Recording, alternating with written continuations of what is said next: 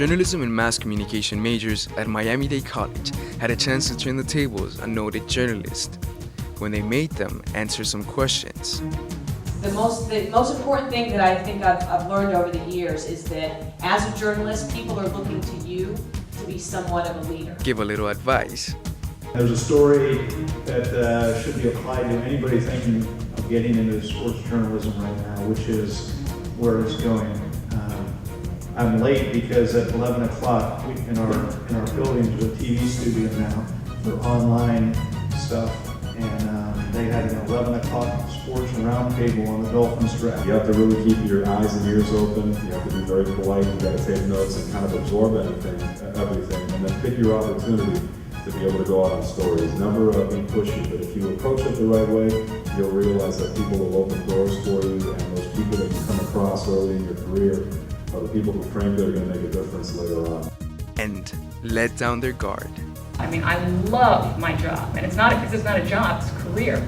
And I'm going to get all verklempt. But, you know, I've been to Armenia and the former Soviet Union and done, you know, the most heartfelt human stories ever. It all happened during the 2008 Journalism Speaker Series, when 12 journalists from various media outlets all agreed to participate in the 6-month series. I wanted to get a nice blend and mix of different types of personalities. As I saw here today, Nick Spangler and Julia Yarbrough are very different.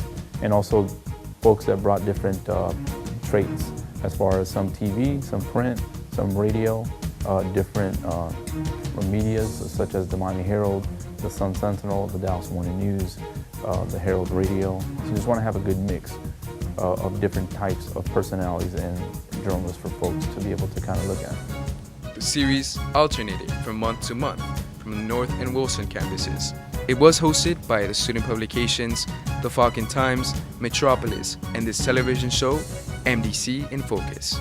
I think what Julia Yarbrough is saying, that if you really don't want to do something, you should just stick to it, that you don't want to do it. Don't sell yourself out. If you don't feel comfortable, just sit back and tell your manager, hey, I don't feel comfortable doing this because it's not within my standards, my principles.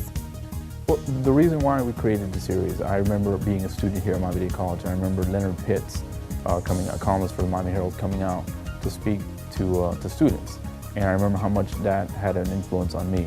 And I hope that this journalism series will help students who have an interest in journalism look at what the field is all about, what are the real issues facing them, and give them a better idea of what it is to be a journalist, the grind, the daily job of being a reporter.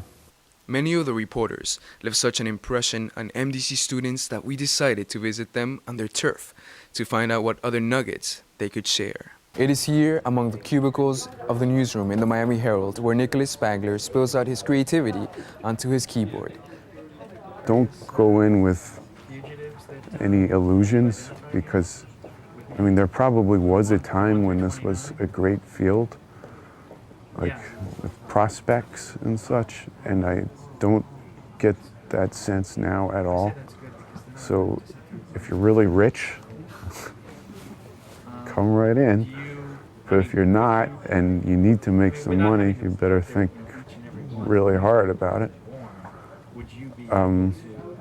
I'd also say just, you know, a lot of uninteresting basic stuff. Like if you work for your high school newspaper, your college newspaper, people will look a lot more favorably upon you.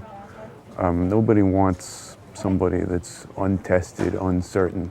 You know, they want somebody who's familiar and somebody they know can do the job. So get what experience you can. I learned a little bit. I was focusing more on Nicholas Spangler's presentation. I focused more on his writing style and specifically the differences between his style of writing and other sections and how maybe those writers would write their sections. And I'm going to apply it.